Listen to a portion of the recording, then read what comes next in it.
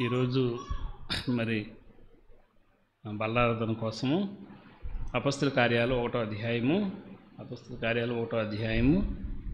11వ వచనం అందరం కలిపి చదువుదాం. 103వ పేజీ కొత్త నిబంధనలో 103వ పేజీ అపొస్తలుల కార్యాలు 1వ అధ్యాయము 11వ వచనం అందరూ కలిపి నాతో స్టార్ట్ చేయండి. గలిలయ మనుషులారా, మీరెందుకు నిలిచి ఆకాశం వైపు చూస్తున్నారు? మీ యొద్ద నుండి పరలోకమునకు చేర్చుకొనబడిన ఈ యేసే ఏ రీతిగా పరలోకమునకు వెళ్ళుట మీరు చూచెదరో ఆ రీతిగానే ఆయన తిరిగి వచ్చినని వారితో చెప్పిరి. చిన్న ప్రార్థన చేసుకుందాం.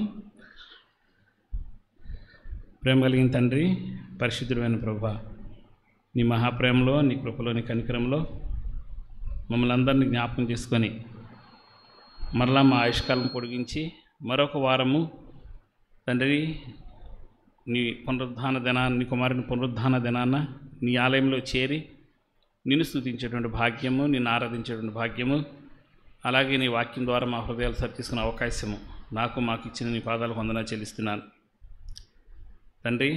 మరి దినాన ఇక్కడ చేరిన మేమందరము ఏ విషయాల చేత హెచ్చరింపబడాలో, ఏ విషయాలను బట్టి నిన్ను ఆరాధించాలో ఎరిగిన వారు మీరే.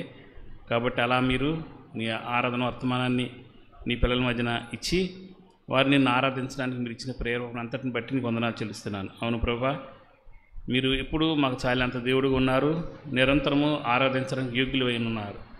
కాబట్టి తండ్రి, నిన్ను ఆరాధించకుండా మేము ఆలయంలో వెళ్ళామంటే అది ఎంతైనా సరే మా జీవితాల్లో అత్యంత నీచమైన సమయం అవుతుంది, కానీ మరొకటేం కాదు ప్రభువా. కాబట్టి అటు స్థితిలో ఉండకుండా సంఘంలో ఉన్న ప్రతి ఒక్కరిని ఆరాధించడానికి ఒక అవకాశం ఇచ్చినందుకు నీ పాదాలకు శిరసుంచి నమస్కరిస్తున్నారు. మీ పరలోక పట్టింపులో మీరు పట్టించుకోకపోతే మేము ఎవ్వరూ ప్రభువా నిలిచేవారం కాదు అని మరొకసారి తెలియజేస్తూ, ఇటు నీ ప్రేమకు, మీ పట్టింపుకు తండ్రి హృదయమారా నిన్ను స్తుతిస్తూ, నాయన నీ ప్రియ కుమారుడు మా రక్షకుడైన యేసుక్రీస్తు వారి నామంలో నా స్తుతి ఆరాధన తెలియపరుచుకుంటున్నాను.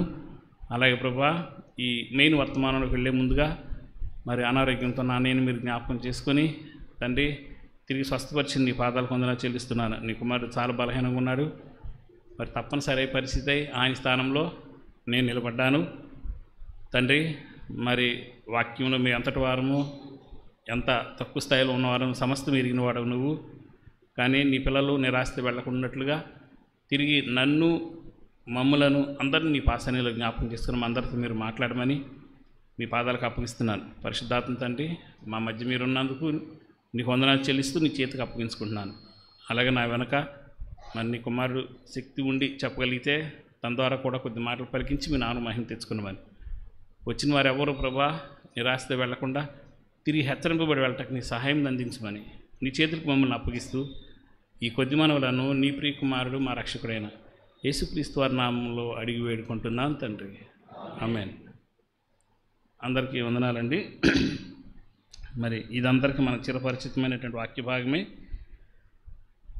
యేసుక్రీస్తు వారు ఆదిమ సంఘ ప్రారంభంలో యేసుక్రీస్తు వారు పస్కా బలి పశువుగా వధింపబడి, అంటే మరణానికి వెళ్ళి ఆ కలవరి శిలువలో మరణించి తన పవిత్ర రక్తాన్ని మన అందరి కోసం వెచ్చించి తర్వాత మరణించి సమాధిలో పెట్టబడి 3వ దినాన్ని తిరిగి లేచారు.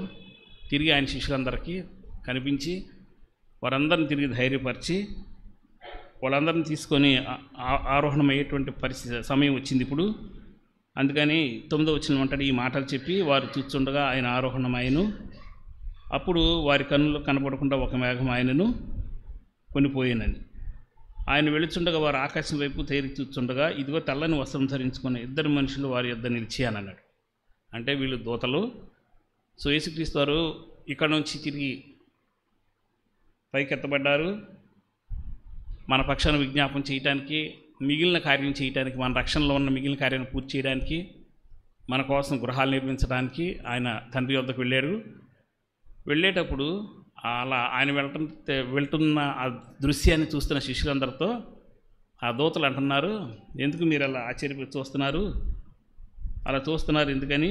పరలోకముకు చేర్చుకోబడిన ఈ యేసే ఏ రీతిగా పరలోకమునకు వెళ్ళుట మీరు చూచితురో ఆ రీతిగానే ఆయన తిరిగి వచ్చునని వారితో చెప్పిరి అన్నారు.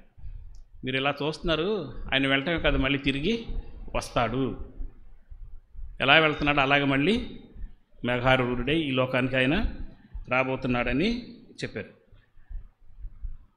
ఈ మాట చెప్పినప్పుడు మనం అందరం గుర్తుపెట్టుకోవాల్సిందే, ఆదిమ సంఘముకి బూస్ట్ ఇచ్చిందంటాం కదా, బూస్ట్ ఇచ్చినటువంటి వాక్యం ఏంటంటే ఇదే, ఆయన మరలా తిరిగి వస్తాడు అని.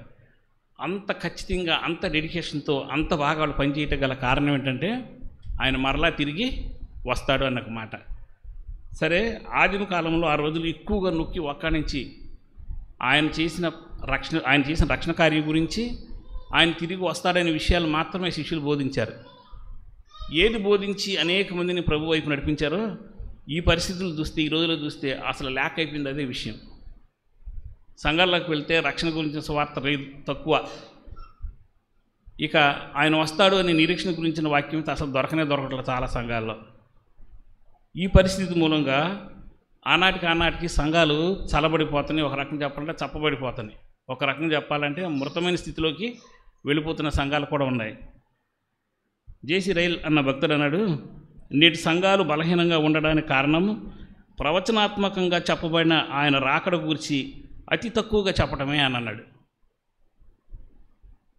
ఆయన రాకడ గురించి అతి తక్కువగా చెప్పటమే అని అన్నాడు. ఒక ఆత్మీయంగా తిరిగి జన్మించిన ఒక వ్యక్తి మెలకువ ఉండటానికి అతనికి వచ్చే బూస్ట్ ఎక్కడి నుంచి అంటే తిరిగి నీ దేవుడు రాబోతున్నాడు అన్నమాట. ఆయన తిరిగి మన మధ్యలోకి వస్తున్నాడు అనే విషయం. ఇది ఏం చేస్తుందంటే ఎప్పటికప్పుడు మనల్ని మెలకులోకి తీసుకొని వెళ్తుంది అన్నాడు. కానీ నేడు గమనించండి, సంఘాలు ఎట్లా ఉంటున్నాయంటే నిద్రావస్థలోకి వెళ్ళిపోతున్నాయి. ఎందుకంటే దానిలో సంఘంలో కదలిక రావట్లేదు, సంఘం ఆధ్యాత్మికంగా కదలిక లేకుండా పడిపోయింది, జీవం కోల్పోయినట్లుగా అయిపోతుంది. ఎందుకు అనంటే వారికి బూస్ట్ ఇచ్చి, అంటే వారిని ప్రేరేపించి, తిరిగి ప్రేరేపణ శక్తిగా ఉండి వారిని ఏ మాట అయితే కనుక ఆదిమ సంఘంలో బలపరిచి వారిని ముందు కొనసాగింపజేసిందో ఆ ప్రేరేపణ తిరిగి ఈ రోజులు లేకపోవటం. ఏంటి ఆ ప్రేరేపణ అంటే నీ ప్రభు మరలా తిరిగి వస్తున్నాడు అని. తిరిగి వస్తున్నాడు, ఆయన ఎలా వెళ్ళాడు అదే రీతిగా తిరిగి రాబోతున్నాడు అనే విషయం. యేసుక్రీస్తు వారు మరలా వస్తారనే వాస్తవం ఎప్పుడు మీ హృదయాల్లో ఏలుబడి చేయనివ్వండి.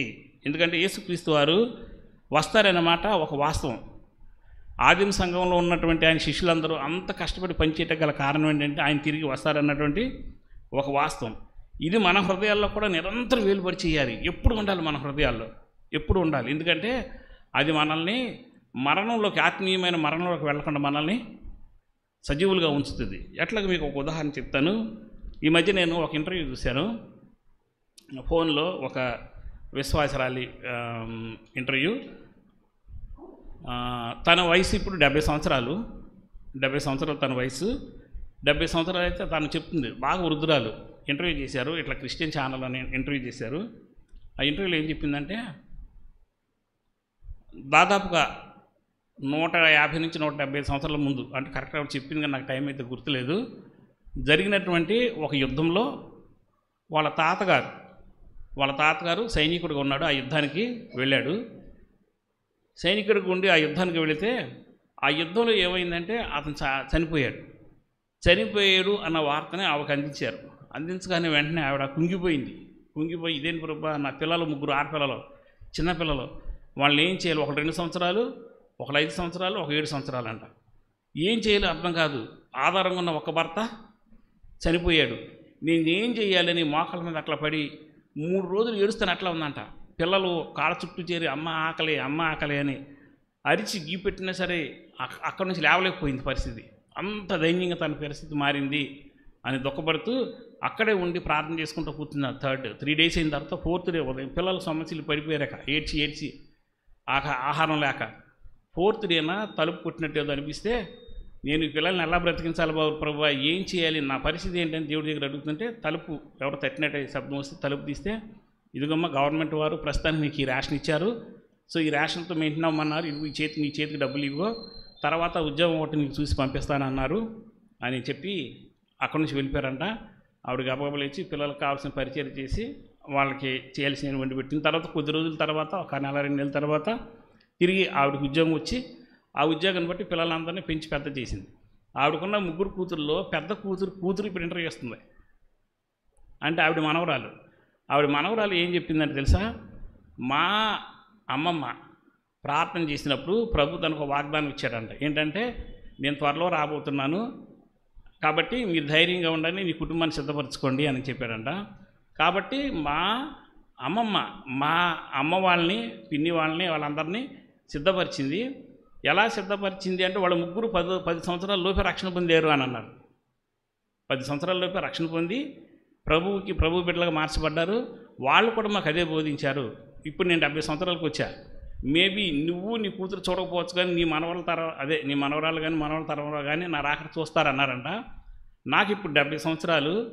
ఒకవేళ నా టైంలో దేవుడు వస్తే రావచ్చు, ఆయన కోసం నేను ఎదురు చూస్తున్నా. రాపోయినా కానీ నా మరణం తెలిసారి ఆయన ఎదుర్కొంటాక నేను సిద్ధంగా ఉన్నానని. నేను ఇంకా సజీవంగా దేవుడి సింగర్ నిలబట్టక గల కారణం, సజీవంగా అంటే ఏంటంటే ఆత్మీయంగా జీవించడానికి నిలబట్ట కారణము ప్రభు మరలా నా కోసం వస్తున్నారన్న మాటే అందంట. కానీ ఈ రోజుల్లో మనకు అదేం లేదు, ఆ యాశ అంతకంటే లేదు. మనకు కావాల్సింది ఏంటంటే మన అవసరతలు తీసుకెళ్ళి దేవుడి దగ్గర పడేయటం. తీసేస్తే నువ్వు ప్రార్థన చేయగానే మూట పడేయాలి, నీకు రోగం ఉందని చెప్పగానే ఆయన వచ్చి ఇంజక్షన్ చేయాలి, అలాగే నీకు ఆ అవసరం ఉందంటే ఆ అవసరం వచ్చి నీకు ఇచ్చారు. అందుకే దేవుడు తప్ప తిరిగి ఆయన కోసం నేను సిద్ధపడాలి అన్నటువంటి ఆ స్థితి మన జీవితాల నుంచి మాయమైపోయింది. ఇంకా ఎట్లా సిద్ధపడతారు ప్రభు రాక కోసం? ఎంతో ముఖ్యమైనది ప్రభు రాకడ ఉంది అని చెప్తున్నా సరే అర్థం చేసుకోలేకుండా ఇంకనూ ఆయనకు వ్యతిరేకంగా మనం జీవించడం అనేది మన ఆత్మీయ జీవితానికి ఎంతవరకు మేలు కలిగిస్తుంది ఒక్కసారి మనం ఆలోచిద్దాము. ఒక మాట చెప్పండి, ఇవాళ బయలుదేరి చర్చకు వచ్చారు మీరు అందరూ. ఈరోజు అసలు మిమ్మల్ని డామినేట్ చేసినటువంటి ఆలోచన ఏంటి? కనీసం ఒక్కడి హృదయంలో ఈరోజు ప్రభు వస్తే నేను ఎట్లా ఉంటాను, నా ప్రభుని కలుసుకుంటానని సంతోషంగా ఆయనకి థ్యాంక్స్ చెప్పొచ్చిన ఒక్కడన్నా ఉన్నారా? ప్రభా నువ్వు వస్తే నన్ను సిద్ధపరచు అని కనీసం అడిగొచ్చిన వాళ్ళన్నా ఉన్నారా? అంటే మన జీవితంలో భౌతికమైన అంశాలే మనం డామినేట్ చేస్తున్నాయి తప్ప ఆత్మీయమైన అంశాలు కానీ ప్రభుకు సంబంధించిన వాక్కులు కానీ ఏవి మన జీవితాన్ని తిరిగి డామినేట్ చేయలేకపోతున్నాయి. వాటిని అన్నింటినీ తిరిగి ప్రభుకి చెప్పలేకపోతున్నాయి. కారణం ఏంటంటే అంతగా మనం లోకంలో మునిగిపోయాము. మరి ఏ అవసరంలా నీ పిల్లలకు ఉద్యోగాలు వస్తే చాలు, వాళ్ళ రక్షణ లేకుండా పోయినా పర్లా, అదేగా మీరు అడిగేది వెళ్ళి నీ కుటుంబం క్షేమంగా ఉంటే చాలు, అందరూ నరకని పోయినా పర్లా. ఇది మన పరిస్థితి ఈ రోజున. ఎక్కడ ఉన్నాము, ఎట్లా వెళ్తున్నాము అన్నది ఒక్కసారి మన స్పృహలోకి రావాలి. ఇదే నా ప్రభు మన నుంచి కోరుకున్నది. నిజంగా ఈ రోజున ప్రభు ఆత్మ ఇక్కడ ఉంది, మనం చూసి సంతోషపడుతుందా దుఃఖపడుతుందా? ఇది మనం ఆలోచించుకోవాల్సింది తప్పనిసరిగా. ఎందుకంటే ఆయన వస్తున్నాడు అంటే సిద్ధపడి సంతోషం ఎదురు చూసే కొద్ది మంది ఉంటున్నారు. అంతటా అందరూ మారు మనసు పొందాలని ఆయన కోరుకుంటే కొద్ది మంది మారు మనసు పొందితే ఆయన సంతోషం ఉంటుందా? ఆయన నిన్ను బట్టి నన్ను బట్టి సంతోషించగలరా? ఒక్కసారి మనం ఆలోచిద్దాం. అంటే ఒకవేళ ఈరోజు గడిచి మనం వచ్చాం, ఇవాళకి ఈ రోజులకు వచ్చాం, ఒకళ్ళు రాత్రే కనుక ప్రభు రాకడ అయ్యి ఉంటే ఎత్తబడిన వాళ్ళు ఎత్తబడిపోయి వెళ్ళిపోయేవాళ్ళు, వాళ్ళందరూ జరగాల్సిందే జరిగిపోయేది. కానీ ఈరోజు నువ్వు అక్కడ మిగిలేవాడు. అప్పుడు ఈ పరిస్థితి ఏంటి? ఒకసారి ఆలోచిద్దాం. కాబట్టి ఈరోజు మన హృదయంలో డామినేట్ చేసింది తెల్లవాళ్ళు ఇస్తే చాలు, మనకేంటి, ఓహో పని చేసి వచ్చాం, రెస్ట్ తీసుకుందాము, లేకపోతే చుట్టాలు వస్తున్నారు వాళ్ళకి ఏమైనా కావాల్సినవి ఏర్పాట్లు చేద్దాం, అది లేదు అని అంటే ఎన్వీలు ఏమైనా తెచ్చుకుందాం, అది లేదంటే ఇవాళ ఎక్కడికో చోటకి వెళ్ళి ఎంజాయ్ చేద్దాం. ఇదేగా ఒక ఆదివారం వస్తుంది అని అంటే పట్టుమని వచ్చి ఒక 3 గంటలు దేవుడి సన్నిధిలో కూర్చుంటాక కూడా బాధేసిపోతుంది. మనకి దేవుని ఆరాధన చేయటం కూడా బాధేసిపోతుంది. తిరిగి దేవుడి వాక్యం చెప్తుంటే ఒక విచిత్రమైన ధోరణిలోకి సంఘాలు వచ్చేస్తుంది. ఎట్లాగంటే ఇదే పడుకునే ప్లేస్ లాగా ఉంది, సేవకుడు వాక్యము వాళ్ళకి జోగొట్టే పాటలాగా ఉంది. ఏంటి ఈ పరిస్థితి ఏంటి మనకి? అంటే ఆధ్యాత్మికంగా ఎంత పతన స్థాయిలోకి మనం వెళ్తున్నాము అన్నది మనం ఖచ్చితంగా మనం పరీక్ష చేసుకోవాలి. కాబట్టి యేసుక్రీస్తు వారు మళ్ళీ వస్తున్నారు అన్న మాట నీ హృదయంలో కనుక డామినేట్ చెయ్యకపోతే క్రైస్తవ జీవితం ఎప్పుడు స్తబ్దంగానే ఉండిపోద్ది. ఉండిపోవటమే కాదు, అది అలా అలా అలా ఎక్కడ తీసుకెళ్తుంది? ఆ స్తబ్దత నిన్ను ఆత్మీయంగా మరణ స్థితిలో తీసుకెళ్ళిపోతుంది. ఇక మరి అన్నట్టు కోలుకునే అవకాశం కూడా నీ జీవితంలోకి రాదు, ప్రభు దయ తెచ్చి మళ్ళీ నీకు మెలకు దయ చేయకపోతే. సో కాబట్టి మనం జాగ్రత్త ఈరోజు పరిశీలన చేసుకుందాం. ఆ రోజు ఆయన మరలా తిరిగి వస్తాడు అని చెప్పిన ఒక్క మాట శిష్యులందరికీ ఎంత బూస్ట్ ఇచ్చిందంటే ఆయన కోసం సమస్తాన్ని వదులుకుంటాకి ఇష్టపడేలా చేసింది. ఆయన కోసం ప్రాణాలు సైతం లెక్క లేకుండా ఉండేటువంటి పరిస్థితి వాళ్ళని తీసుకెళ్ళింది. కానీ ఏది మనకది? మనకు అయ్యేం లేవు. అవన్నీ వదిలేసేసి మనకు కావాల్సింది మాత్రం మనకి అడగటం ఒకటి బాగా అలవాటు చేసుకున్నాం. అడగడం తప్పు కానీ నేను అన్నాం, ఇచ్చేది ఆయనే కాబట్టి. కాబట్టి ఏంటి, కాకపోతే ఏంటంటే ఏది డామినేట్ చేసి మన విషయాలను నడిపించాలో అది మన హృదయాల్లో లేకుండా పోవటం. అంటే దేవుడు హెచ్చరించిన విషయాలు ఇవి కూడా మన హృదయాల్లో డామినేషన్లు చేయటం లేదు. పైగా మన ఆలోచనలన్నీ వాటికి వ్యతిరేకంగాను వేరుగాను ఉంటున్నాయి. కాబట్టి మనం ఏం చేద్దామంటే క్రీస్తు వారి రాకడన్న విషయాన్ని ఎప్పుడు జ్ఞాపకం పెట్టుకోవాలి. ఎందుకంటే అది మిమ్మల్ని బూస్ట్ చేస్తుంది, ముందుకు తీసుకెళ్తుంది. ఇట్స్ ఎన్ ఇంపల్సివ్ పవర్ అన్నమాట. ఆయన రాకడ వస్తుంది అని అన్నది అంటే చోదక శక్తి అంటారు కదా, మనం తోసుకుంటే వెళ్ళిపోయే పవర్ అంటారే, అలాంటి ఇంపల్సివ్ పవర్ అనమాట అది యేసుక్రీస్తు వారు రాకడ అనేది. కానీ మనం ఏం చేస్తామంటే దాన్ని ఏది మనకు శక్తినిస్తుందో దాన్నే పక్కన పెడుతున్నాం. ఉదాహరణకు ఒక మాట చెప్తాము. ఏంటంటే ఎక్కడికో సపోజ్ నేనే కనుక మా ఇంటి దగ్గర ఉన్న పిల్లల్ని చూసి అరే నేను ఇట్లా పెళ్ళికి వెళ్తున్నాను వస్తావారా అని అంటాం అనుకోండి. ఒక్కడే సింగిల్కి వెళ్తున్నానని బండి మీద వెళ్తాను అంటే వెంటనే వాళ్ళు ఏమంటూ వచ్చి వస్తాను పెదనాన్న అని మా తమ్ముడు కొడుకులు ఎవరో ఒకరు అంటారు. వస్తానన్నప్పుడు ఆ వేసుకున్న డ్రాయర్తోనూ ఆ వేసుకున్న టీషర్ట్తోనూ వచ్చేస్తాడు వెనకాల, రాలేడుగా. మళ్ళీ తయారయ్యి ఎట్లా వెళ్ళాలో అట్లా రెడీ అయ్యి నాతో పాటు వస్తాడు. మరి నీ ప్రభు వస్తున్నాడు, ఆయన చేసి దాని కుమారుడు వివాహం విందే, దానికి మిమ్మల్ని అందరిని పిలిచి ఆహ్వానిస్తున్నాడు. ఒక్కళ్ళన్నా రెడీగా ఉన్నారా? ఒక్కళ్ళన్నా రెడీగా ఉంటున్నారా? రెడీగా ఉందామని కనీసం అట్లీస్ట్ ఆ హృదయం అన్న మనలో ఉందా? ఇది జాగ్రత్త మనం గమనించుకోవాలండి. లేకపోతే పరిస్థితి అంటే అక్కడే చెప్పాడు కదా, మత్తయి సువార్త 22:12 ఏమన్నాడు, సహోదరుడా పెండ్లి వస్త్రం లేక ఇచ్చకుడు ఎలాగూ వచ్చితివి అని చెప్పి తన సేవకులను పిలిచి ఇతని కాళ్ళు చేతులు కట్టి వెలుపల చీకటిలో త్రోసివేయమన్నాడు. అక్కడ ఏడుపును పండ్లు కొరుకుటియు ఉండు అన్నాడు. రేపు పొద్దున మన పరిస్థితి అట్లా అవ్వదు కదా.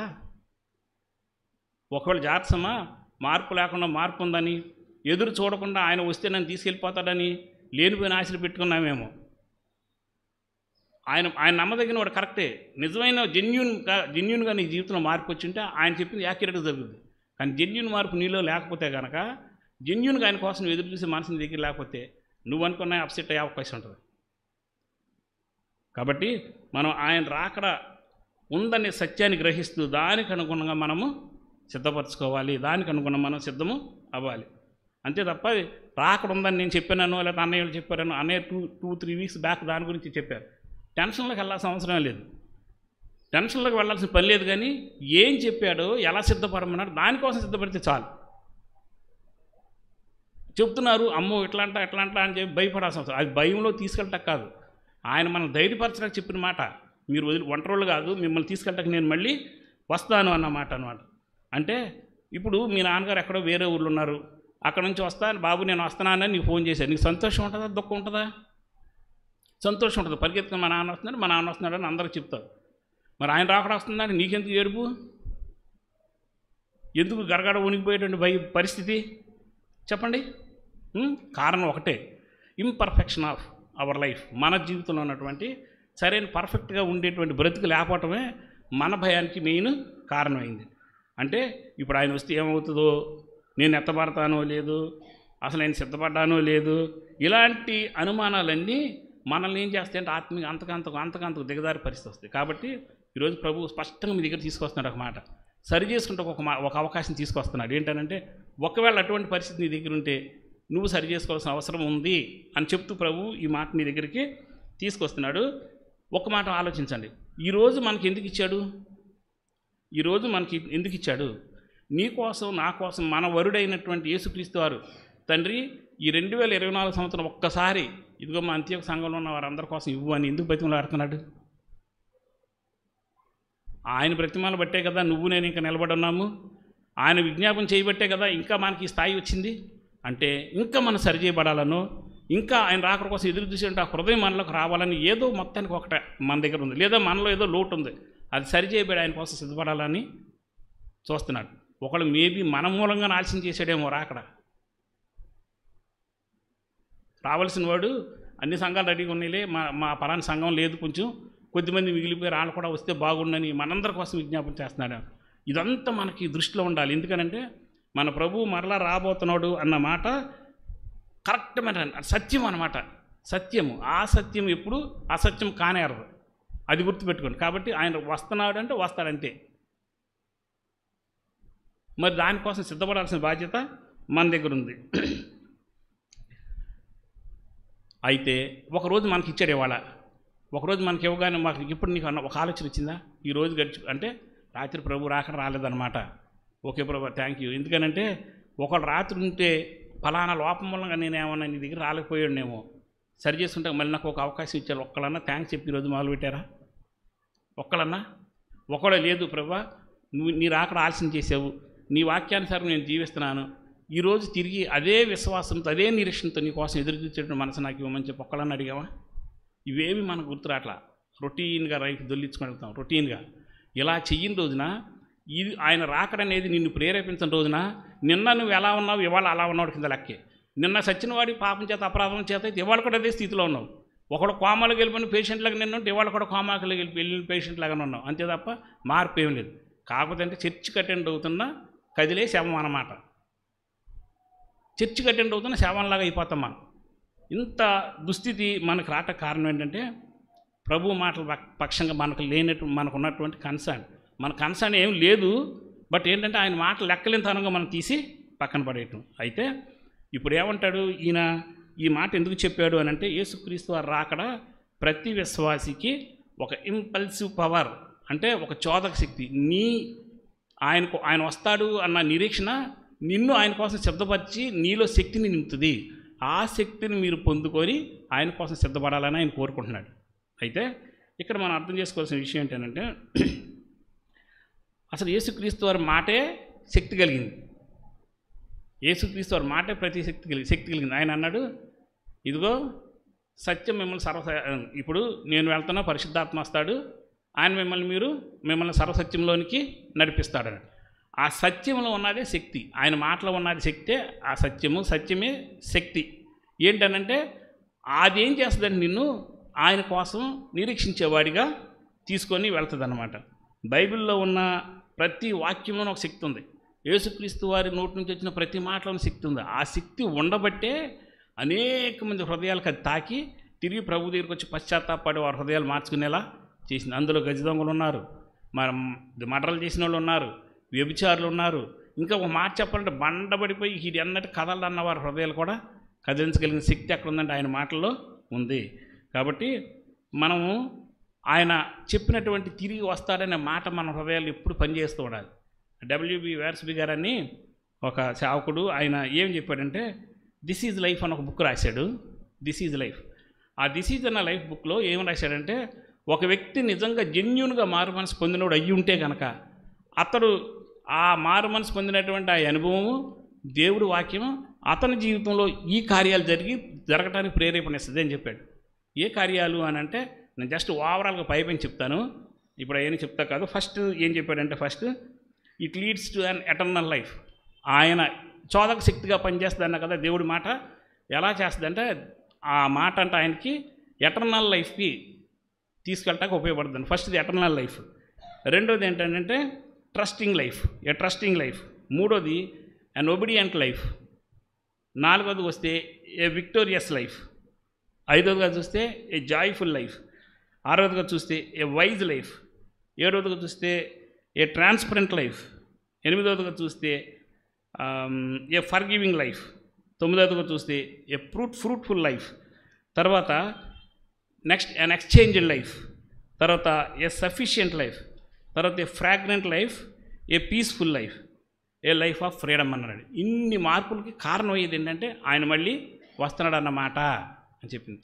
ఇన్ని రకాల మార్పులు మన జీవితంలో కలగటానికి అత్యంత ముఖ్యమైన కారణం ఏంటంటే ప్రభువు మన కోసం వచ్చాడు, మన కోసం చనిపోయారు, తిరిగి లేచారు, పరలోకానికి వెళ్ళారు, మళ్ళీ ఆయన రాబోతున్నాడు అన్నది. అందుకని ఇది ఎప్పుడు ఒక విశ్వాస జీవితంలో, విశ్వాస హృదయంలో నిరంతరం జ్ఞాపకంలో ఉండాల్సినటువంటి ఒక విషయం. అయితే ఇవి చాలా విషయాలు మన జీవితంలో ప్రోత్సహిస్తాయని చెప్పి బైబిల్లో చెప్పబడినాయి. ఈ వేర్స్బీ గారు అన్న ఆయన అందులో తీసుకుని కొన్ని రాశాడు. బట్ వాటి నుంచి వేరుగా మనం బైబిల్లో ఉన్న ఒక 3 విషయాలు ఈరోజు మనం ఏం చేద్దాం అంటే 2 లేక 3 విషయాలు మన టైంని బట్టి మనం వాటిని చూద్దాం బైబిల్ నుంచి. ఫస్ట్ ఆయన తిరిగి వస్తాడన్నమాట నీలో ఎలాంటి మార్పు కారణం అవుతుంది, అది నిన్ను ఎలాగా చేంజ్ చేస్తుంది అన్నది, ఆ శక్తి నీలో ఎలా పనిచేస్తుంది అన్నది మీకు మాట నేను చూపిస్తాను. ఫస్ట్ యోహాను రాసిన మొదటి పత్రిక యోహాను రాసిన మొదటి పత్రిక 3వ అధ్యాయంలో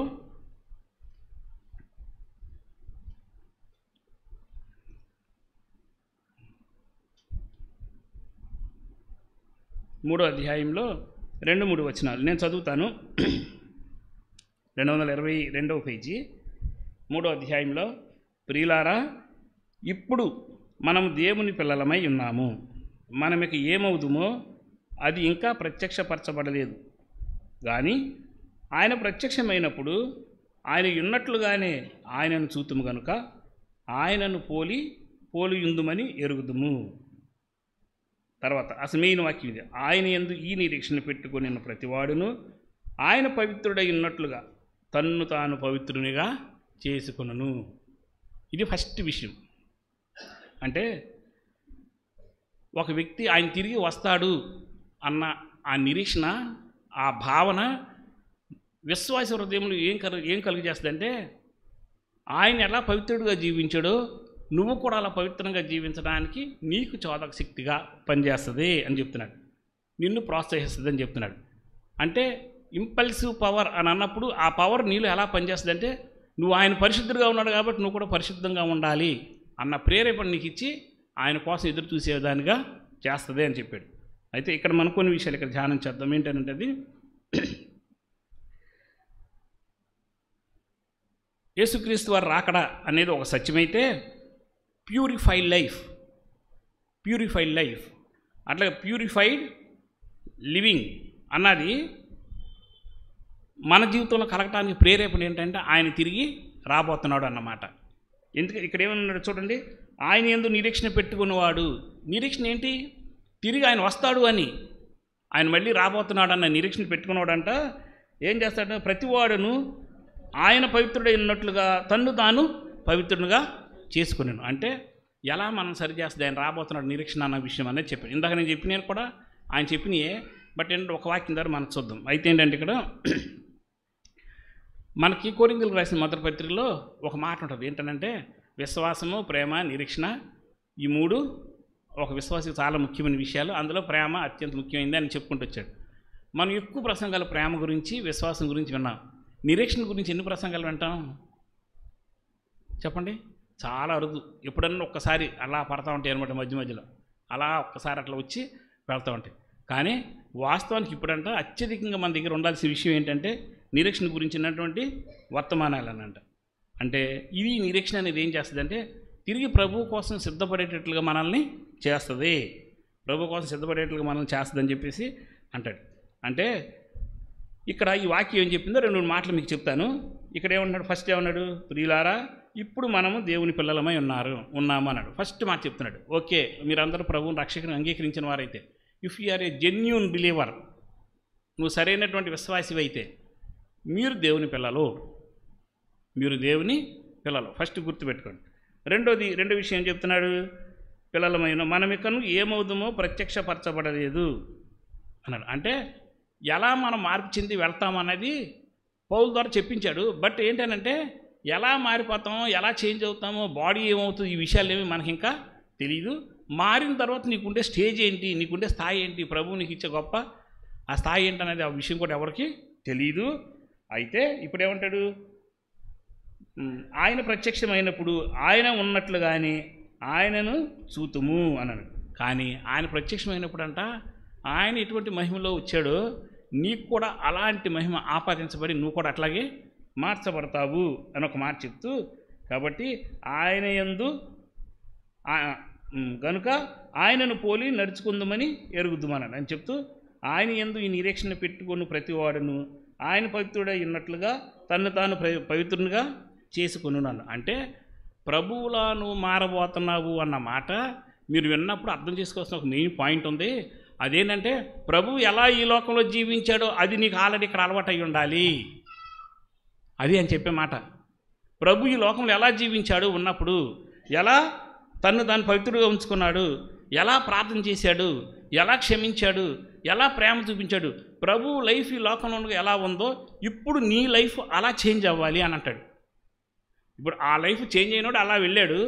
కాబట్టి ఇప్పుడు ఆయన మళ్ళీ వస్తున్నప్పుడు అదే లైఫ్, అదే జీవిత స్టైల్ అంటారు కదా, లైఫ్ స్టైల్ అంటారు కదా, ఆ లైఫ్ స్టైల్ నీకు కూడా రావాలి అని చెప్పడం ఆయన యొక్క ఉద్దేశం అనమాట. అయితే మనం అర్థం చేసుకోవాల్సింది ఏంటంటే ఓ ప్యూరిటన్ రైటర్ గారు ఇట్లా రాశాడు. దేని గురించి అంటే యేసుక్రీస్తు వారి గురించి అని చెప్పేసి. అంటే దేని గురించి రాశాడు? ప్రభువును పోలి మనం ఉంటామన్నాడు కదా. అప్పుడు ఉండాలంటే ఇక్కడ ఉండకుండా అక్కడేం అవ్వరు అని చెప్పాడు. ఇక్కడ ఉండకుండా అక్కడేమి మారిపోవు, నువ్వు ఆ రెప్పపాట్లు వెళ్ళిపోయి నీ ఇష్టం వచ్చినట్టు బ్రతికేసి కళ్ళు మూసి కళ్ళు తెరిచేలోకి మారిపోయి నువ్వేమి ఆయన రూపంలోకి వెళ్ళవు. అదేదో ఇక్కడ ప్రాక్టీస్ చేసినప్పుడు అక్కడికి వెళ్ళిన తర్వాత తెలుస్తుంది. ఉదాహరణకు మనకు అంతా తెలుసు, ఆటల పోటీలకు వెళ్తూ ఉంటారు వెళ్ళేవాళ్ళు. అక్కడికి వెళ్ళి ఏ ఒలింపిక్స్లో పాల్గొంటా మనకు అవకాశం ఇచ్చారని ఏ జావలిన్తో ఇసిరితే ఏమవుతుంది, వెళ్ళి మన గుడి ముందు పడుద్ది. అంతే మించి వెళ్తుందా? దానికి ఏం కావాలి? అక్కడ ఏం చేయబోతున్నావో దాని ప్రాక్టీస్ ఇక్కడ కావాలి. దాని ప్రాక్టీస్ ఇక్కడ కావాల్సిందే. అది అయితేనే ఆ రూపంలోకి నువ్వు వస్తేనే అప్పుడు అక్కడికి వెళ్ళినప్పుడు నువ్వు తిరిగి దాన్ని సాధించడానికి నీకు అవకాశం వస్తుంది. ఎగ్జాక్ట్లీ ప్రభు రాకడ దగ్గర కూడా ఇట్లాగే ఉంటుంది. నువ్వు ఇక్కడ ప్రభు జీవించినట్టుగా జీవించకుండా, ప్రభు చెప్పినట్లుగా నడవకుండా, ఆయన వాక్కులే నీ జీవితంలో పని చేయకుండా అక్కడికి వెళ్ళిపోయి హఠాత్తుగా మారి వెళ్తాను అని ఇట్లా దురాశ మాత్రం పెట్టుకోవద్దు కదా. శరీర కార్యాలకు వెళ్ళిపోద్ది, దురాశ అయిపోద్ది అన్నమాట. అయితే ఆయన ఏమన్నాడంటే, ఒక్కవేళ ప్రభు మధ్యాకాశానికి వచ్చాడు కాండి, ప్రభుని పోలుంటావు, ప్రభులాగా నడుచుకోవాలి ఇక్కడ అని చెప్తున్నాడు కదా. నేను చెప్తూ ఒక మాట అన్నాడు, ఒకవేళ పాత నిబంధన అనుసరించినటువంటి ఒక వ్యక్తి దేవుడు తీర్పు సింహాసనం ముందు కూర్చుంటే అప్పుడు ఏమవుద్దంటే అతను త్రాసులో ఒక పక్కన అతను కూర్చోబెడితే రెండో పక్కన ఏం పెడతారంటే ధర్మశాస్త్రం బుక్ పెడతారు. ఎందుకని? పాత నిబంధనలో వాళ్ళు దేన్ని అనుసరించి బ్రతికారు? ధర్మశాస్త్రాన్ని అనుసరించి బ్రతికారు. సో అందులో ఉన్న క్రియల ప్రకారం నీ క్రియలు ఉన్నాయో లేవో అక్కడ తక్కిళ్ళు త్రాసులో పెట్టి నిన్ను తూసినప్పుడు తక్కువైతే కనుక నీకు శిక్ష, లేకపోతే దాన్ని అనుసరించి నచ్చామని చెప్తారు. కానీ ఇప్పుడు ఏంటి ఒక విశ్వాసికి పడికట్టు? ఇప్పుడు విశ్వాసికి పడికట్టు ఏంటి? పౌలు ఏమంటాడు? నేను క్రీస్తును పోలి నడుచుకున్నట్లుగా మీరును నన్ను పోలి నడుచుకున్నా. అంటే మనకు రోల్ మోడల్ ఎవరంట? యేసుక్రీస్తు వారు. అట్లాగే విశ్వాసం కర్తవ్యం దాన్ని కొనసాగించబడాను. నీలో విశ్వాసం పెంచడానికైనా, నువ్వు జీవించాలని చెప్పడానికైనా నీ రోల్ మోడల్ ఎవరంటే నీ ప్రభు అయిన యేసుక్రీస్తు వారు. కాబట్టి ఆయనలాగా మిమ్మల్ని మీరు మర్చుకోండి అని చెప్తున్నాడు. చెప్పినప్పుడు ఒకవేళ నీ పడికట్టుగా యేసుక్రీస్తు వారిని కనుక అక్కడ పెడితే ఆయన క్షమించేవాడు అనుకుంటే మీరు అంతవరకు కదా. ఊరికి ఆయన రాశాడు మామూలుగా. ఎంత భయంకరంగా ఉంటుంది మన పరిస్థితి మీరు ఆలోచించండి అని అన్నాడు. అంటే యేసుక్రీస్తు వారి గురించి హెబ్రీయులకు రాసిన పత్రిక 7వ అధ్యాయం 26వ వచనంలో ఒక మాట అంటాడు. ఏమంటాడంటే, నిర్దోషియు పవిత్రుడును, నిర్దోషియు నిష్కల్మషుడును, పాపులలో చేరక ప్రత్యేకంగా తను ప్రత్యేకపరుచుకున్నవాడు అంటే యేసుక్రీస్తు. అసలు ఆయన క్వాలిటీలు చూసారు ఎట్లా ఉన్నాయో? అసలు ఎంత ఈ ఎక్కువగా ఉన్నాయి ఆయన క్వాలిటీలు. పవిత్రుడు అంట, నిర్దోషి అంట, నిష్కల్మషుడు అంట, కల్మషం కూడా లేనివాడు, పాపులలో చేరక ప్రత్యేకపరుచుకున్నారు అంట. ఒకవేళ అలాంటి ఆయన నీ పక్కన నిలబడి నువ్వు అటు కూర్చో అంటే ఎంత భయంకరంగా ఉంటుంది మన పరిస్థితి ఆలోచించండి. ఎంత భయంకరంగా ఉంటుంది. కాబట్టి ఆయన ఏమంటాడంటే, అక్కడికి వెళ్ళిన తర్వాత ఏదో చేద్దామని అనుకోవద్దు, ఇక్కడే ఆయన ఉన్నట్లుగా మనల్ని మనం సరి చేసుకోవాలని చెప్తున్నాడు. సరి చేసుకోవాలి, దానికోసం మనం సిద్ధపడాలని చెప్తున్నాడు. అంటే ఒకరోజు స్టార్ట్ అయ్యేటప్పుడు విశ్వాసిగా మనం ప్రభు దగ్గరికి వచ్చాము, ప్రభుని రక్షకుడిగా అంగీకరించిన మనం, తండ్రి కనీసం ఈ ఒక్కరోజు నీ కుమారులా నేను జీవించడానికి నాకు ఒక్కరోజు అవకాశం ఇవ్వని అడిగామా? నీ కుమారుల ప్రేమ చూపించడానికి ఈ ఒక్కరోజు నాకు అవకాశం, నీ కుమారుల క్షమించడానికి ఈరోజు అవకాశం ఇవ్వు, నీ కుమారుల నిస్వార్థంగా జీవించడానికి అవకాశం, నీ కుమారుల పవిత్రంగా జీవించడానికి అవకాశం ఇవ్వు, నీ కుమారుల నిష్కలంకులుగా జీవించడానికి అవకాశం. సాధ్యమో కాదో తర్వాత ముందు అడిగి ఆ యాసన్న ఉందా మనకి? అడిగే అవకాశం మన దగ్గర ఉందా? అవి ఏమి లేవు కదా. అవి ఏమి లేవు, అవి ఏమి రాని కూడా రాట్లా. పౌలు అన్నాడు, నేను క్రీస్తుని పోలి నడుచుకున్నా. ఎంత ధైర్యంగా చెప్పాడండి. క్రీస్తుని పోలి నడుచుకుంటూ ఎంత అసాధ్యమైన విషయం మనకు తెలుసు. కానీ ఏమంటున్నాడు? క్రీస్తుని పోలి నేను నడుచుకున్నా. కారణం ఏంటంటే ఆయన మళ్ళీ వస్తాడు అనే మాట ఇట్స్ ఎన్ ఇంపల్సివ్ పవర్ అని అన్నాడు. అదే ఆ ప్రభావం నా మీద ఉంది అని చెప్తున్నాడు. పరిచయం చేయడానికి ఆయనే, శ్రమలు అనిపించడానికి ఆయనే, దీన స్థితిలోకి వెళ్ళడానికి ఆయనే, అన్నిటికీ నా రోల్ మోడల్ ఎవరంటే నా ప్రభువే అని చెప్పి పౌలు చెప్పాడు. అందుకని మనం ఏం చేయాలంటే ఆయన పవిత్రుడైనట్లుగా తన్ను తాను పవిత్రుడిగా చేసుకొని ఇది మీరు మైండ్లో పెట్టుకోండి. ఫస్ట్ విషయం, ఆయన పవిత్రుడైన ఉన్నట్లు తన్ను తాను పవిత్రంగా చేసుకుంటాడు. ఇది విశ్వాసికి ఉండాల్సిన మొట్టమొదటి లక్షణం. పరిశుద్ధత లేకుండా ఆయన చూడటం అనేది జరగదు. మీరు గుర్తుపెట్టుకోండి. హృదయ శుద్ధి గల వారిది అని వారు దేవుని చూచేద్దరు అన్న మాట దగ్గర, కానీ పరిశుద్ధంగా లేకుండా ఆయన దగ్గరికి వెళ్దామని ఆశకి నవ్వడు పడదు. పరిశుద్ధత అనేది ఇక్కడే నువ్వు స్టార్ట్ చేయాలి, ఇక్కడే నువ్వు స్టార్ట్ చేయాలి. అందుకని కొరింథీయులకు రాసిన పత్రికలో 7వ అధ్యాయంలో పౌలు భక్తుడు ఒక మాట చెప్తాడు చూడండి. కొరింథీయులకు రాసిన 2వ పత్రిక 7వ అధ్యాయము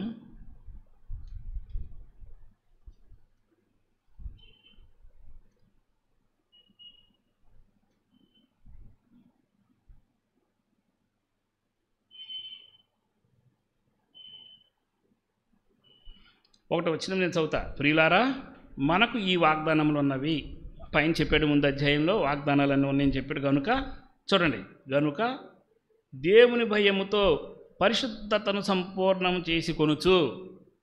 పరిశుద్ధతను సంపూర్ణం చేసుకోవాలంటే నీకు ఉండాల్సింది ఏంటి? దేవుని భయము. దేవుని భయం ఎట్లా ఉంటుంది అంటే తిరిగి ఆయన వస్తాడు అన్న మాట దగ్గర ఉంటుంది. పరిశుద్ధత సంపూర్ణం చేసుకొనుచు శరీరమునకును ఆత్మకును కలిగిన సమస్త కల్మషము నుండి మనలను పవిత్రులుగా చేసుకుందాము. అంటే 2 అంతల పరిశుద్ధతలోకి నువ్వు ఎప్పుడు వెళ్తూ ఉండాలి, నిరంతరము వెళ్తూ ఉండాలి. మీకు ఇక్కడ ఒక ఉదాహరణ చెప్తాను. ఏంటంటే మా నాన్నగారు ఒరిస్సాలో ఉండేవాళ్ళు, మేము ఇక్కడ ఉండేవాళ్ళు చిన్నప్పుడు. అక్కడ ఒరియా చదువులేని వద్దని చెప్పి ఇక్కడ తీసుకొచ్చి ఇక్కడ పెట్టారు. ఇక్కడ తీసుకొచ్చి పెడితే మా నాన్నగారు అక్కడ ఉండి ఎప్పుడూ 5-6 నెలలకు 6 నెలలు ఇట్లాగా సెలవు ఉన్నప్పుడు ఎప్పుడైనా వచ్చేవాళ్ళు. వచ్చే ముందు ఏం చేసేవాళ్ళు అంటే నేను వస్తున్నాను అనేవాళ్ళు. ఇక చూసుకోండి దడ అందరికి. ఎందుకంటే వచ్చినాడు ఆయన ఊరుకోడు. వచ్చి ఏం చదువుతున్నారు, ఎట్లా చదువుతున్నారు, ఆ బుక్ పెట్టరా అంటాం, అందులో ప్రశ్నలు అడుగుతాం, ఇది పెట్టరా అంటాం, ఇందులో అడుగుతాం, అవి చేశారా అని అంటాం. ఆయన వస్తున్నాడు అంటే మాకు అసలు హరగని టెర్రర్ ఎత్తిపోయేది. ఎందుకని వచ్చి ఏమడుగుతారు, కొడతారేమో, కొట్టేవాళ్ళు తిట్టేవాళ్ళు, చెప్తున్నాను మామూలు. అట్లా అన్నప్పుడు అంత భయంగా ఉండేది ఆయన వస్తున్నాడు అని అంటే. అందుకని ఏం చేశాను, బాబు ఈయన ఎప్పుడోసారి వస్తారని చెప్పేసి డైలీ చదువుకుంటూ ఉండేవాళ్ళం. డైలీ చదివేసి అన్నీ చేసేసుకొని ఆయన అంతకుముందు ఏమేమి అడిగేవాడు, ఏమేమి చేశాడు ఎన్ని రెడీ చేసుకునేవాళ్ళం. వచ్చారనుకో చదువుతున్నారని చదువుతున్నా, ఏం చదివాడు పలానా చదివా, ఏ అడిగితే చెప్పేసేవాడు. అంటే నాకు ఇప్పుడు గుర్తు వస్తుంది, ఒక చిన్న మామూలు భూ సంబంధమైనటువంటి మనకున్న తండ్రి అంత భయపడి మన పరిస్థితి వస్తే, అది సర్వ సృష్టికి దేవుడైన వాడు, పవిత్రుడు, నిర్దోషి, నిష్కల్మషుడు, పాపంలో చేర ప్రత్యేకంగా ఉండి నీ కోసం ప్రాణం పెట్టినవాడు మళ్ళీ వచ్చినప్పుడు నువ్వు అసలు ఎంత భయం కలిగి ఆయన కోసం జీవించాలి, ఆయన కోసం ఎదురు చూడాలి. కానీ అది మనకేమి లేవు కదా, ఏం రావట్లే మన హృదయాలు. రావట్లేదు అని అంటే దానికి కారణం ఏంటి? రావట్లేదు అంటే కారణం ఏంటంటే, ఒకటి అవిశ్వాసం అన్న అయ్యి ఉండాలి, లేదంటే నువ్వు సరైన విశ్వాసమైనా కాకుండా ఉండాలి. ఈ రెండింటిలో ఏదో జరగాలి. నువ్వు జెన్యూన్ బిలీవర్ అయితే ఇది ఎప్పుడు నీలో ఉంటానంటుంది. నీ హృదయానికి ప్రేరేపణించేది ఆయన వాక్యమే, నీ హృదయాన్ని ప్రేరేపించింది ఆయన కోసం సిద్ధపరిచేది ఆయన వాక్యమే, ఆయన మాటే, ఆయన తిరిగి వస్తాడని మాటే. అదేది నీ జీవితంలో కార్యం చేయట్లేదు, నీ ముందు పని చేయట్లేదు అని అంటే దాని అర్థం ఒకటే, నువ్వు ఆత్మీయంగా దిగజారిపిస్తావు. అయితే అవిశ్వాసంలో ఉన్నావు, లేదా నీలో ఏదైనా పాపమాన్ని నిలబడి చేస్తూ ఉండాలి. ఈ రెండు ఉన్న చోట మాత్రమే ప్రభువు మాటని ఒక విశ్వాసి వినలేడు. మరి ఇవాళ మీరు పరీక్ష చేసుకోండి. ఒకళ్ళు మేబీ సోమరులు అయి ఉన్నారేమో, సోమరైనా కూడా సిద్ధపడలేడు. ఈ మూడిట్లో ఏదో ఒక రీజన్ దగ్గర మీరున్నారు. నిజంగా దేవుడి వాక్యం మీలో పనిచేసి ఆయన కోసం సిద్ధపరుస్తూ ఉంటే దేవుడికి మహిమ. ఆయన వచ్చినప్పుడు మధ్యాకాశం మిమ్మల్ని తీసుకెళ్తాడు, ఆయన నిన్ను బట్టి సంతోషిస్తాడు, నిన్ను అందరి ముందు నీ గురించి గొప్పగా చెప్పుకుంటాడు. ఆయన ఇదిగో నా కుమారుడు, నా కుమార్తె నా కోసం ఇది చేశారు, నా కోసం ఎదురు చూస్తున్నాడని అందరి ముందు చెప్తాడు. కానీ సిద్ధపడకపోతే, సిద్ధంగా లేకపోతే మరి నీ పరిస్థితి ఏంటి? ఇది అత్యంత ప్రమాదకరమైన స్థితి. ఎంత సంతోషించదగ్గ పరిస్థితితో అట్లాగే అంతకంటే ఎక్కువ ప్రమాదకరమైనటువంటి పరిస్థితే. కాబట్టి మనం ఏం చేయాలంటే మనం ఈరోజు పరీక్ష చేసుకోవాలి. ప్రభు అదే చెప్తున్నాడు, ఆయన ఎందుకు విశ్వాసం ఉంచేవాడు ఆయన లాగానే తన్ను పరిశుద్ధపరచుకొనును అని అన్నాడు. మరి పరిశుద్ధమైన జీవితం నువ్వు జీవిస్తున్నావా? ప్రభు కోసం. ఎవరి కోసం జీవించొద్దు.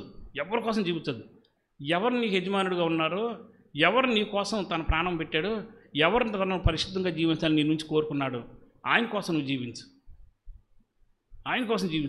నీ గురించి ఎవరు సాక్ష్యం చెప్పక్కర్లా, ఆయన ఒక్కరి సాక్ష్యం చెప్తే చాలు, అది రైట్ అవుతుంది. కాబట్టి ఈరోజు మనం పరీక్ష చేసుకుందాం. చర్చిలో కూర్చున్న మనం, దేవుడి సన్నిధికి వచ్చిన మనం నిజంగా పరిశుద్ధంగా ఉన్నామా? మనల్ని మనం ప్రతినిత్యం పవిత్రపరచుకునే స్థితిలో ఉన్నామా? తిరిగి అట్టి పాపం ఒకవేళ పొరపాటు నిన్న చేసి అనుకుంటే ఒక లోపం, ఏమంటాడు యోహాను గారు? ఇదిగో పాపం చెయ్యొద్దని మీకు ఈ విషయాలు చెప్తున్నాను. ఒకవేళ పాపం చేసే పరిస్థితి మీ దగ్గరికి వచ్చినా మనకి క్షమించే ఒక ఆయన ఉన్నాడు, ఆయన దగ్గరికి వద్దామని చెప్తారు. ఒకసారి చూడండి, యోహాను రాసిన మొదటి పత్రిక 2వ అధ్యాయంలో 1వ వచనం దగ్గరికి రండి. నా చిన్నపిల్లలారా చదవండి గట్టిగా.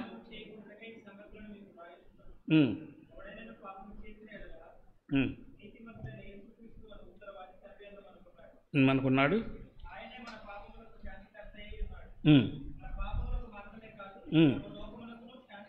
చాలనే ఏమంటే, నా చిన్నపిల్లలారా మీరు పాపము చేయకుండాటకై ఈ సంగతులు మీకు చెప్తున్నాను.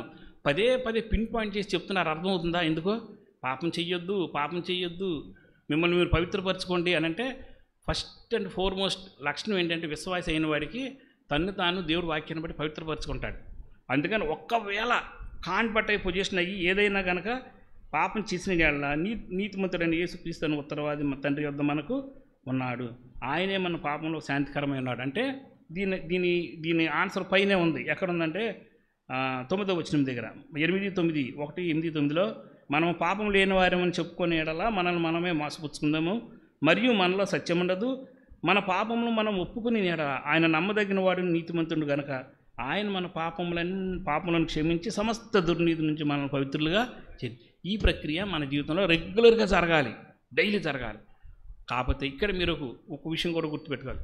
జరిగింది, నిన్న చేసే ఒక తప్పు దేవుడి దగ్గరకు వచ్చి క్షమాపణ పెట్టుకున్నావు, దేవుడు క్షమించడానికి ఇష్టపడ్డాడు, కానీ దాన్ని మళ్ళీ రిపీట్ రానివ్వకూడదు. అది మనం గుర్తుపెట్టుకోవాలి. ఒక వ్యక్తి అంతకంతకు ప్యూరిటీలోకి ఎప్పుడు వెళ్తాడంటే, వచ్చిన ఓటమి దగ్గర నుంచి తిరిగి జ్ఞానం నేర్చుకొని ఆ ఓటం రాకుండా మళ్ళీ చూసుకున్నవాడే. కానీ పద్దాకెళ్ళి ఆ బురదలో పడేవాడికి ఏముండదు, పద్దాకెళ్ళి అక్కడికి వెళ్ళి పడేవాడికి అసలు ఏముండదు. కాబట్టి అంతకంతకు మనకి పోలిక ఎవరు ఉండాలి? మనకి యేసుక్రీస్తు వారు మాత్రమే నీ ముందు పోలిక ఉండాలి. ఏ ఒక్కరు ఉండకూడదు, ఏ ఒక్కరు ఉండకూడదు. యేసుక్రీస్తు వారు నీ పోలిక ఉండాలి. నువ్వు ఆయనతో అంచనా వేసుకోకూడదు. ఇప్పుడు వేసుకోకపోయినా సరే, నా ప్రభు ఇట్లా ఉన్నాడు కాబట్టి నేను ఇట్లా చేయాలి అని నిర్దోషి అన్నాడు. దోషం లేకుండా ఉండడానికి నేనేం చేయాలి? దేవుడి దగ్గరకు వచ్చి అడుగు, చాకుల దగ్గరకు వచ్చి అడుగు, తెలుసుకో, ప్రాక్టీస్ చేయి జీవితంలో. దాన్ని నిష్కల్మషుడుగా ఆయన ఉన్నాడు అని అన్నారు. ఎట్లా సాధ్యమైంది ఆయనకి? ఆ సాధ్యం అవడం గల కారణం ఏంటి? నేను ఎక్కడున్నా? ఇవి మనం ప్రాక్టీస్ చేయాలి.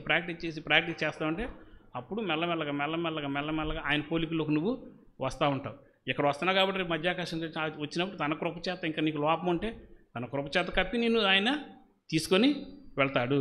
అయితే మనం కొన్ని విషయాలు జాగ్రత్తగా గమనించాలి. ఇవి చేసేటప్పుడు ఏంటంటే, ఇక్కడే ఒక చిన్న మిస్టేక్ లాంటివి కూడా జరుగుతూ ఉంటాయి. అదేంటనంటే, మనం ఉంటాము, దేవుడిని రక్షకు అంగీకరించి మంచి తెలిసిన టైంలో కూడా ఒకసారి పాపం చేస్తాం. తెలిసిన టైంలో కూడా ఆ పరిస్థితులను బట్టి ఏం చేస్తామంటే చిన్న పాపని గబకనే చేసేస్తాం. కానీ ఒక విషయం గుర్తుపెట్టుకోండి, ఒక అన్యుడు పాపం చేస్తే అతను తన సృష్టికర్తకి వ్యతిరేకంగా పాపం చేసిన వాడు అవుతాడు.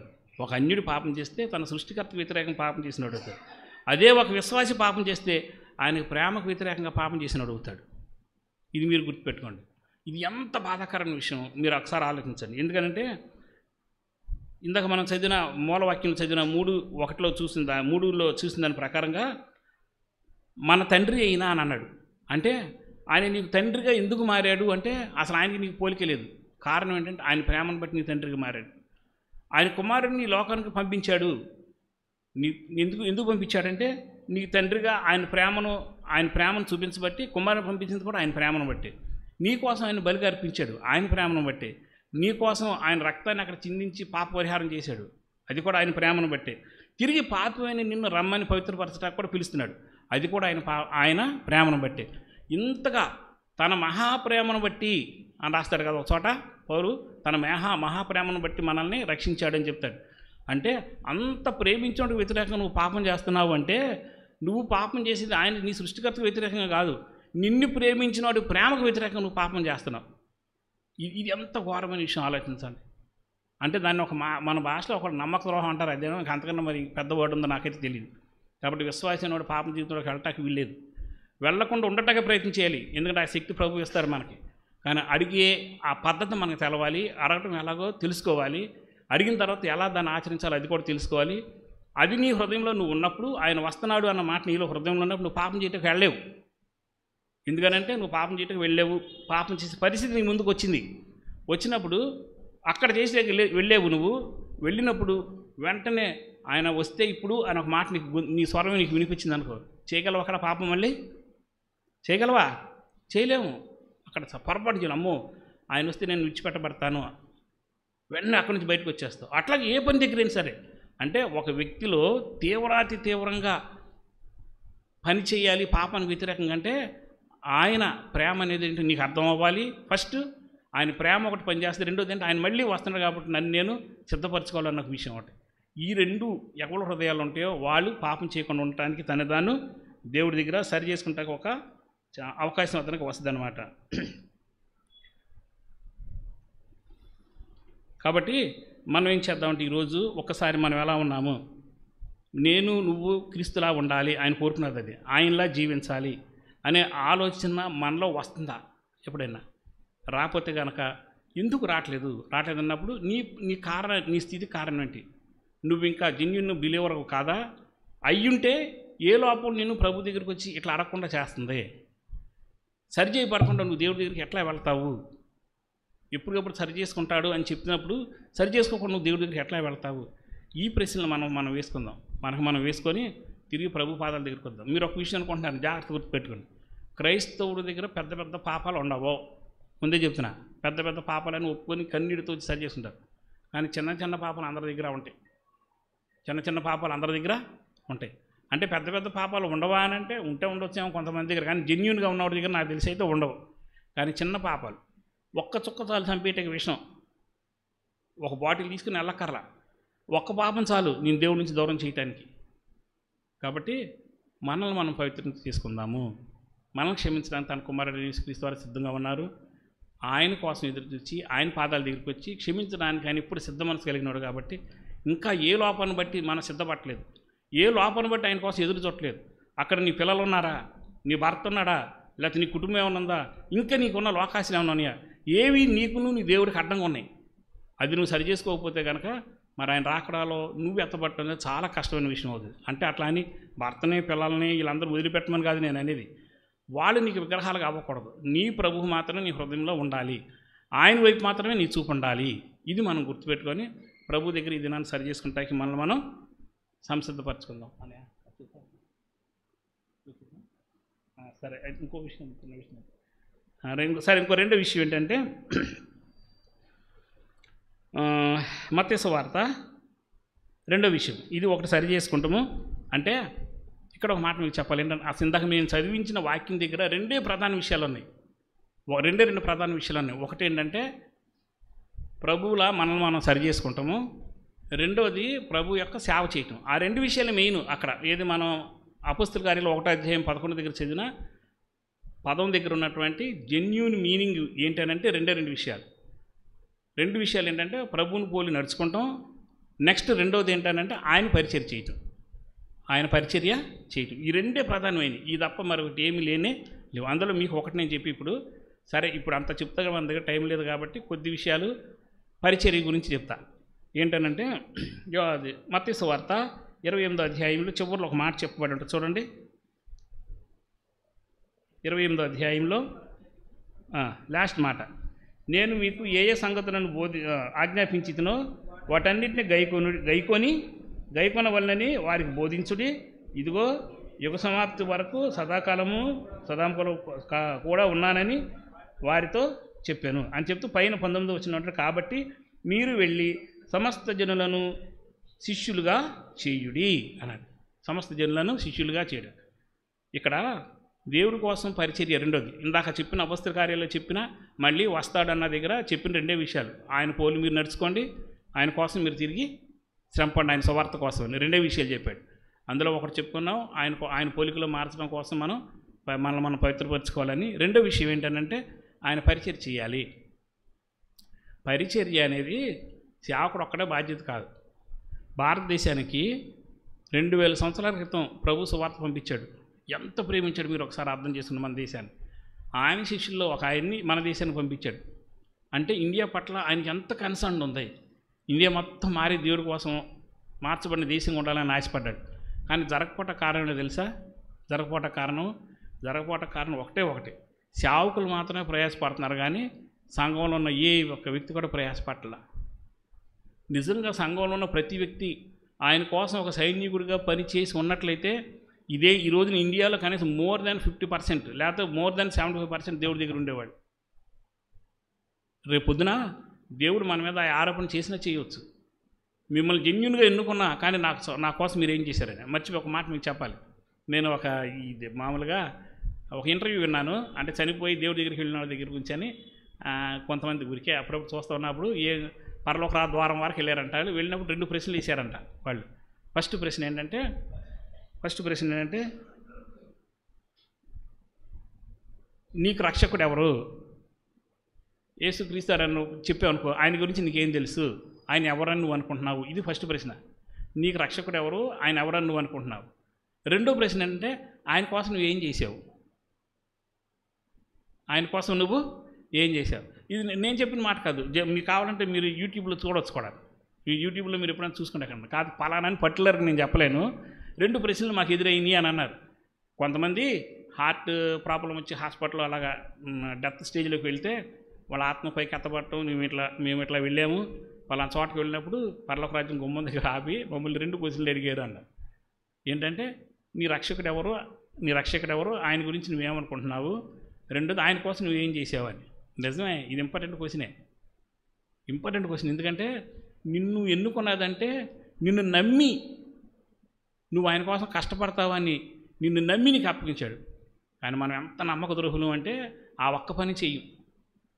మిగిలిన అందరి పనులు చేస్తాం. స్నేహితుడు చెప్తే ఆడి పని చేస్తాం, ఇంకోటి చెప్తే ఆడి పని చేస్తాం, ఇంకోటి చెప్తే ఆ పని చేస్తాం, ఆఫీసర్ చెప్తే ఆ పని చేస్తాం. చెయ్యాలి కాబట్టి చేసాం.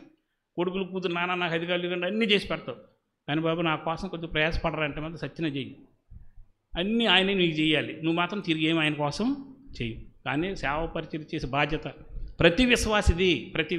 మీరు గుర్తుపెట్టుకోండి. సేవకుడి మీద అక్కడ చూస్తే చక్కగా వాళ్ళకే శుభ్రంగా 3 మంది ఆత్మలు రప్పిస్తున్నారు, వాళ్ళు బాగానే ఉంటారు. తర్వాత లెక్క చెప్పాల్సింది నువ్వే. నువ్వు లెక్క చెప్పలేనప్పుడు ఎన్ని ఆత్మలు దేవుడి కోసం తీసుకొచ్చావు అన్నప్పుడు యేసుక్రీస్తు వారి ప్రార్థన దగ్గర, యేసుక్రీస్తు వారి సువార్త దగ్గర 2 విషయాలు ఆయన ప్రాధాన్యత ఇచ్చాడు. 2 విషయాలు మీకు అందరూ తెలుసు.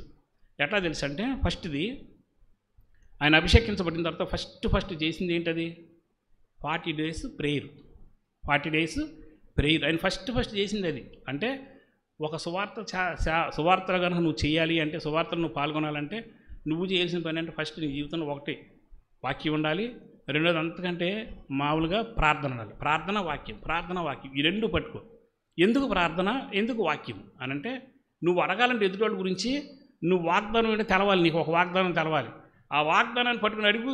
ఎంత షార్ట్గాను, ఎంత షార్ప్గాను నువ్వు అనుకున్నటువంటి ఆత్మ నీకు దేవుడి చేత అప్పగించబడుతుంది. మీరు దేని పేరంటే జార్జ్ ముల్లర్ గారి స్టోరీ విన్నారా? జార్జ్ ముల్లర్ గారి స్టోరీలో అత్యధికమైన ఆత్మలు పట్టుకుంటా గల కారణం ఏంటంటే వాగ్దానం తీసుకుని వెళ్ళేవాడంట. ఒకరి గురించి ప్రార్థన చేయాలనుకున్నప్పుడు నోటుకు వచ్చినట్టు వెళ్ళి ప్రభు ఆయన ప్రార్థన చేయి, వాళ్ళు మార్చి ఏం చేయాలి, ఒక వాగ్దానం తీసుకుని ఆ వాగ్దానం తీసుకుని దేవుడి దగ్గరికి వెళ్ళి ప్రార్థన చేసేవాడంట. అందుకని నువ్వు ప్రార్థన చేయాలంటే నీకు మంచి వాగ్దానం తెలవాలి. ఆ వాగ్దానం తెలవడం కోసం బైబిల్ దగ్గర రా, రోజు ఇది చదువు, ఇది నీ మనసులో పెట్టుకో, దాన్ని తీసుకుని వెళ్ళి అక్కడ దేవుడి దగ్గర అడుగు. ఇదిగో ప్రభు అంతటా అందరూ మారు మనసు పొందాలని నువ్వు కోరుకుంటున్నావు అని నీ వాక్యం చెప్పింది కదా, ఇదిగో పలానా ఉన్నాడు, నా ఇంట్లో నా తమ్ముడు ఉన్నాడు మార్పు చెందట్లేదు, లేదంటే పలానా పాపులు సైతం నా ఎద్దుకు వచ్చేవారు నేను ఎంత మాత్రం త్రోసివేయను అన్నావు కదా ప్రభు, ఇదిగో ఇక్కడ ఉన్నాడు. ఇట్లా వాగ్దానం పట్టుకుని వెళ్ళి మనం చేసే ప్రార్థన అత్యంత బలంగా ఉంటుంది. అందుకని బైబిల్ వాక్యం యేసుక్రీస్తు వారు బైబిల్లో అసలు దిట్ట అనమాట. ఆయన ఒక మాట చెప్పాలంటే ఆయన ఎక్కడ చదివినట్టు మనకు కనపడదు, కానీ ఆన్సర్లు ఇచ్చేది దేంతో ఇచ్చేవాడు? దేవుని వాక్యాల నుంచే. 40 రోజులు ఉపవాసం ఉన్నాడు, సాతాను వచ్చి శోధించడానికి వచ్చాడు. వచ్చినప్పుడు ఏం చేశాడు? దేంతో సమాధానం చెప్పాడు? రెండో మాట మాట్లాడాల. ప్రతిదీ ఒక వాక్యం తీసుకొచ్చి కొటేషన్ తీసుకొచ్చి ఆడు ముందు పడేసాడు. ఆడు కామ్ అయిపోయి వెళ్ళిపోయాడు. అంటే యేసుక్రీస్తు వారు విజయానికి మెయిన్ కారణం ఏంటంటే, ఒకటి వాక్యము, రెండోది ప్రార్థన. ఎంత ప్రార్థనకు ప్రాధాన్యత ఇచ్చేవాడు అని అంటే, వాక్యానికి ఎంత ప్రార్థన ఇచ్చేవాడంటే అదే వాక్యాన్ని అందరికి చెప్పడానికి